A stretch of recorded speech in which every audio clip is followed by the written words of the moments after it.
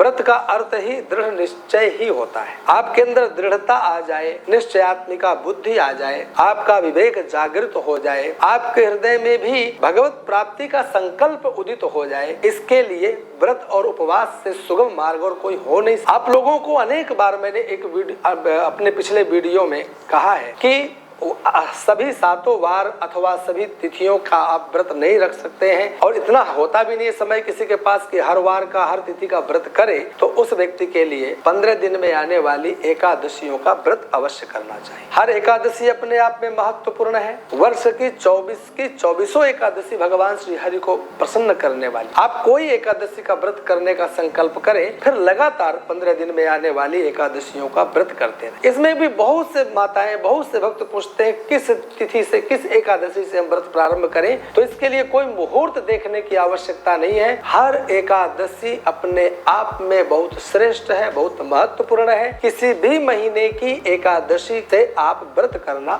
शुरू कर, आप व्रत करने का संकल्प लेंगे ना, तो आपके अंदर दृढ़ता आएगी। आपके अंदर जो किसी भी कार्य को कल के लिए छोड़ देने की भावना आती है, ये समाप्त हो जाएगी। सज्जनों, इसी का नाम दृढ़ता है कि जब आप कोई कार्य करने के लिए अनुसंधान करते हैं, आप किसी कार्य के लिए लक्ष्य बना लेते हैं, उसको पूर्ण करने के लिए तत्परता यदि कहीं से मिलती है, तो व्रतों से, उपवास से हम भगवान से प्रार्थना करके प्राप्त कर सकते हैं। उससे सुगम मार्ग, उसके लिए सुगम मार्ग एकादशी है, और हर एकादशी शरीर शुद्धि के लिए महत्वपूर्ण है, अध्यात्म मार्ग में प्रयुक्त होने के लिए अपने आप में श्रेष्ठ मार्ग है। तो आप, हम सब आज अब आने वाली जो वैशाख कृष्ण पक्ष की वरुथनी एकादशी है, इस एकादशी से व्रत करने का संकल्प करेंगे। और जो आज तक करते चले आ रहे हैं, उनके लिए भी बता दूं कि वरुथनी एकादशी अन्य एकादशियों की अपेक्षा बहुत श्रेष्ठ इसलिए मानी जाती है। वरुथनी शब्द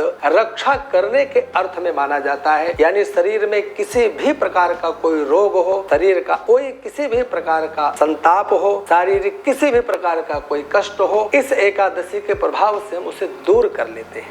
हमारे घर में, परिवार में, हमारे गांव में, हमारे क्षेत्र में, हमारे कुल वंश परंपरा में यदि किसी भी प्रकार की कोई बाधा चल रही है, उस भक्त को, उस व्यक्ति को वरुथनी एकादशी का व्रत करना चाहिए। पूरे परिवार को इस वरुथनी एकादशी का व्रत करना चाहिए और भगवान से प्रार्थना करना चाहिए कि हमारे जीवन में आने वाली इन समस्याओं से हमें निवृत्त करें, हमारी इन समस्याओं को समाप्त करें, और अवश्य ही भगवान प्रसन्न होंगे और आपकी हर एक कष्ट का हरण कर लेंगे। वरुथनी एकादशी के महात्म्य में युधिष्ठिर जी महाराज को सुनाते हुए भगवान श्री कृष्ण कहते हैं कि इक्ष्वाकु वंश में उत्पन्न महाराज धुंधुमार, जिनके शरीर में अचानक कुष्ठ रोग हो गया, जिसे हम कोढ़ कहते हैं, इस एकादशी के प्रभाव से उन्होंने अपने उस कुष्ठ रोग को दूर किया, सुंदर स्वरूप प्राप्त हुआ और अंत में स्वर्ग की भी प्राप्त। स्वयं महाराज मानधाता, ये बड़े महान धर्मात्मा राजा थे, और भगवान को प्रसन्न करने के लिए नर्मदा नदी के तट पर जाकर इन्होंने एक बार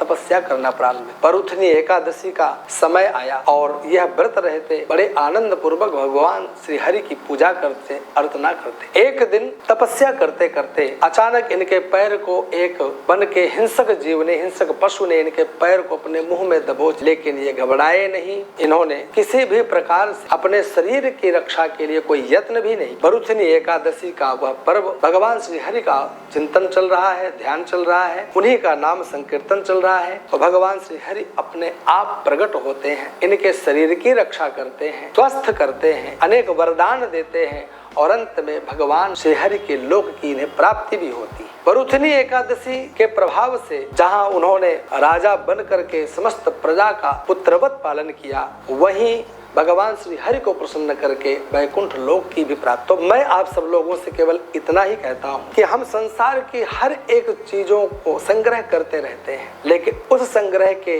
बावजूद हम लोगों को यह भी ध्यान रखना चाहिए कि हम अपनी आत्मशुद्धि के लिए क्या कार्य करते हैं, ऐसा कौन सा कार्य करते हैं जिससे हमारा शरीर शुद्ध हो, मनसा वचसा कर्मणा, जो कुछ भी हमने आज तक पाप कर्म किए हैं, जो हमसे दोष बने हैं, वो समूल नष्ट हो। इसके लिए आने वाली हर महीने की दोनों एकादशी, वर्ष भर की 24 एकादशी व्रत करने का आप संकल्प करें और भगवान को प्रसन्न करें। देखिए, यह बरूथनी एकादशी के बारे में मैं बताता हूँ कि यह इस वर्ष 2024 में यह एकादशी कब पड़ रही। 3 मई 2024 शुक्रवार दशमी तिथि रात्रि 11:23 पर समाप्त हो। ध्यान रखना, 3 मई 2024 शुक्रवार को दशमी रात्रि 11:23 पर समाप्त। उसके पश्चात एकादशी तिथि प्रारंभ हो जाएगी। 4 मई शनिवार को रात्रि 8:38 तक यह एकादशी चलेगी। यानी कि 4 मई शनिवार को प्रातः सूर्योदय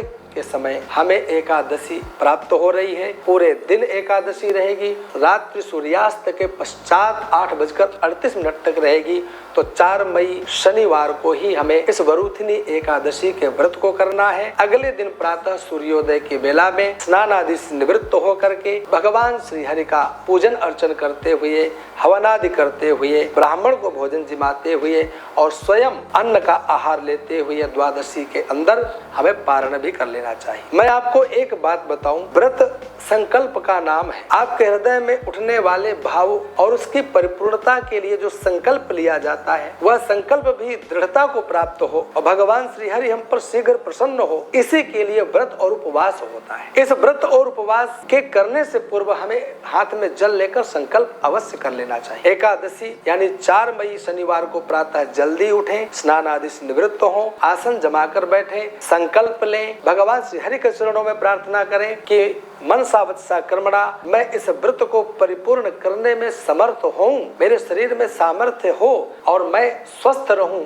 इसके लिए मुझे आप ही सामर्थ्य प्रदान करें। उसके पश्चात लड्डू गोपाल, शालग्राम, लक्ष्मी नारायण, राधा, सीताराम, जिस इष्ट को आप पूजन करते हो उनको स्नान आदि कराएं, सुंदर अभिषेक करें, वस्त्र अलंकार आभूषण से सुसज्जित करें, तुलसी दल अर्पित करें, तुलसी पत्र अर्पित करें, भोग लगाएं, आरती करें। पश्चात आपके पास जो मंत्र हो, महामंत्र अथवा द्वादशाक्षर मंत्र या राम राम, सीता राम, राधा राधा, कृष्ण कृष्ण, श्री कृष्ण शरणम मम इत्यादि जो आपको अभीष्ट मंत्र हो, आपको प्रिय मंत्र हो, उनका डट कर जप करना चाहिए। उस एकादशी में दुनिया भर के प्रपंचों का चिंतन नहीं करना चाहिए। किसी भी प्रकार से मनसा वचसा कर्मणा, मुझसे कोई पाप कर्म ना बन जाए, इसका विचार करना चाहिए। बड़ी विचार पूर्वक, विवेक पूर्वक दिन भर भगवत गुणानुवाद गाते हुए, भगवान का ध्यान करते हुए, भगवान के नामों का स्मरण करते हुए एकादशी के पावन पर्व को मनाना चाहिए।